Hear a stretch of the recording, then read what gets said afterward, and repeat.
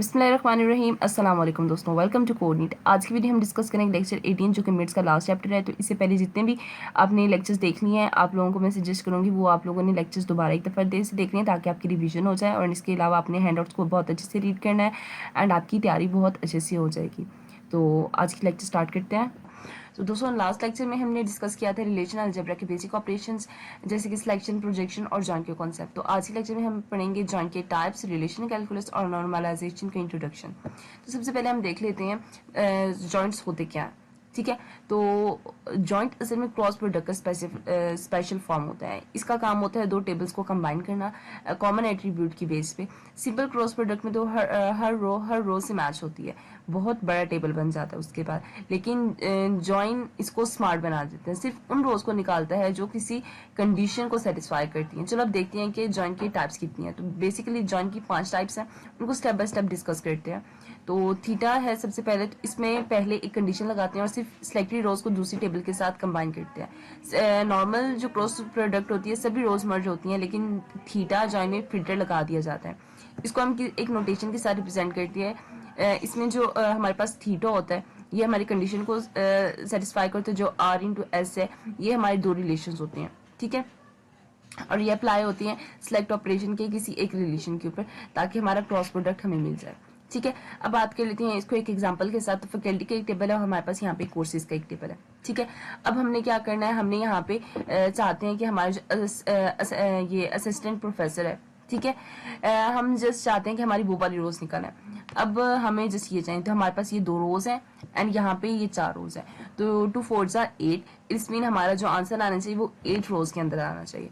तो अब हमने क्या किया, हमने यहाँ पे लगा दिया अपना थीटा जॉइंट का answer, sorry symbol, then rank, and then हम कह रहे हैं कि एसक्यूटी प्रोफेसर जितने भी फैकल्टी की टेबल में है उन सबका क्रॉस प्रोडक्ट ले लो विद कोर्स।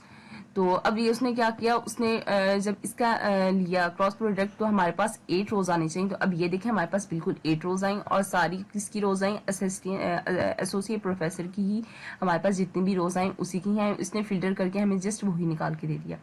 आगे बात कर लेते हैं इक्वी जॉइंट। इक्वी जॉइंट में क्या होता है, ये सबसे ज्यादा यूज होती है। इसमें रोज कॉमन एट्रीब्यूट के सेम वैल्यू पर ज्वाइन होती हैं, जैसे कि प्राइमरी की और फॉरेन की। लेकिन इसमें प्रॉब्लम ये आती है कि कॉमन एट्रीब्यूट आउटपुट में 2 दफा आ जाती है। फॉर एग्जांपल फैकल्टी और कोर्स का हमारे पास है, हम इसी को दोबारा से एग्जांपल ले लेते हैं। अब यहाँ पे हमारे पास फैकल्टी एंड देन कोर्सेज का टेबल है। तो यहाँ पे आप लोग देख सकते हो कि हमने यहाँ पे जब इन दोनों को ज्वाइन किया तो इनकी एफ की आईडी जो है ये दोनों सेम है। तो हमने इसकी बेस पे इसको मर्ज किया। तो जब हम इक्वी जॉइंट में मर्ज करते हैं तो क्या होता है, जितनी जितनी हमारे पास कॉमन हमारे पास रोज सॉरी कॉलम्स होती हैं उन दोनों को हम उतनी बार ही लिखते हैं। जस्ट लाइक यहाँ पे हमारे पास 2 दफा आईडी थी तो हमने 2 दफा आईडी ली। अगर हमारे पास 3 दफा आईडी होगी तो हम 3 दफा लिखेंगे, 4 दफा होगी तो 4 दफा लिखेंगे। तो एज पर आवर रिक्वायरमेंट जितनी चीजों के ऊपर मर्ज हो रही होगी उतनी दफा हमारी वो जो कंबाइन होगी वो वहां पे रिप्रेजेंट होगी।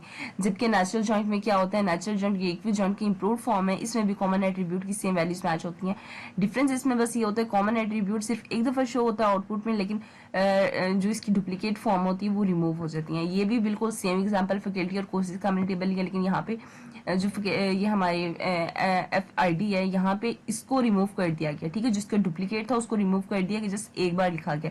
लेकिन इक्वी जॉइंट में हम क्या करते हैं, हम जितनी बार उसकी रिपीट हो रही है तो उतनी बार ही हम उसकी टेबल वो रोज लिख देते हैं, सॉरी कॉलम्स।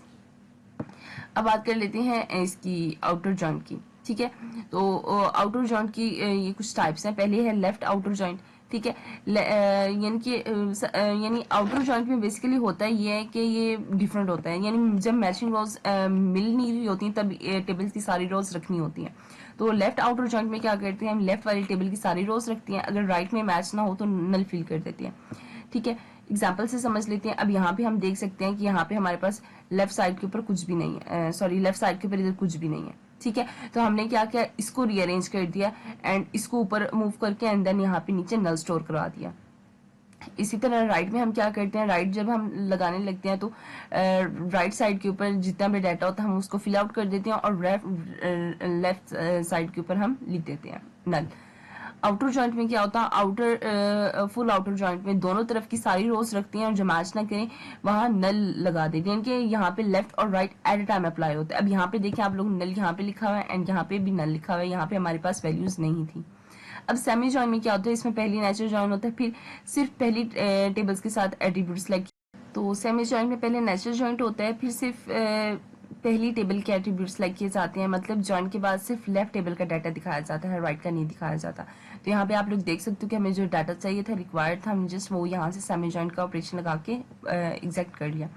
अब बात करते हैं रिलेशंस कैलकुलस की, तो वो क्या होते हैं, तो ये एक नॉन प्रोसीजर लैंग्वेज होते हैं, मतलब यूजर बस ये बताता है कि क्या चाहिए, लेकिन ये नहीं बताता कि कैसे चाहिए। ये रिलेशनल का अल्टरनेट है, रिलेशनल अलजेब्रा का अल्टरनेट है। प्रिडिक्शन लॉजिक की बेस पे होता है, मैथ वाले कैलकुलस से रिलेटेड नहीं होते। इसकी दो टाइप्स होती है, एक होता है टपल रिलेशन और एक होता है डोमेन रिलेशन कैलकुलस। टपल में क्या होता है, इसमें हम टपल्स यानी रोज के साथ काम करते हैं। टपल वेरिएबल डिफाइन करते हैं जो एक रोज को रिप्रेजेंट करता है। फॉर एग्जाम्पल यहाँ पे हमने एक फॉर्मूला लगा दिया, ठीक है, एस, ठीक है, हमने ये वाला इसका फॉर्मूला लगा दिया कि हमें उन स्टूडेंट के टपल चाहिए जिनके क्रेडिट 5 से ज़्यादा हो, सॉरी 50 से ज़्यादा हो। और डोमेन रेंज में हम क्या करते हैं, डोमेन रेंज में हम एट्रीब्यूट्स कॉलम के लेवल पे क्वेरी लिख देते हैं, यानी यहाँ पे हम टपल्स में हम रोज के अकॉर्डिंग करते हैं और डोमेन ओरिएंटेड में हम अकॉर्डिंग टू कॉलम के लेवल पे क्वेरी लिखते हैं। नॉर्मलाइजेशन क्या होती है, नॉर्मलाइजेशन एक प्रोसेस है जो डाटाबेस को क्लीन और एरर फ्री बनाता है। इसका मेन पर्पस क्या होता है, इसका मेन पर्पस डाटा रिडेंडेंसी को रिमूव करना, अपडेट करना, इंसर्ट करना और डिलीट एनवलाइज को वो करना, अवॉइड करना। ये लॉजिकल डिजाइन के बाद अप्लाई होता है और स्टेप बाय स्टेप टेबल्स को बेटर बनाता है। डिफरेंट नॉर्मल फॉर्म होती हैं जैसे 1NF, 2NF, 3NF and up to so on, ठीक है। अब बात कर लेते हैं यानी नेक्स्ट की, तो टारगेट होता है इसका सबसे हाई होता है, ठीक है, ये इनकी ये हाईएस्ट फॉर्म तक इसका होता है कि जितनी भी हाईएस्ट होगी वहां तक इसको ले जाओ। तो बेसिकली आज के लेक्चर में हमने एक पढ़ा जॉइंट की टाइप्स समझी, जिसमें थीटा, इक्वी, नेचुरल, सेमी और आउटर की टाइप्स फर्दर पढ़ी। रिलेशनल कैलकुलस देखा था जिसमें हमने टपल एंड डोमेन को डिस्कस किया एंड लास्ट में हमने नॉर्मलाइजेशन का इंट्रोडक्शन देखा, जैसे आगे लेक्चर्स में डिटेल में पढ़ेंगे।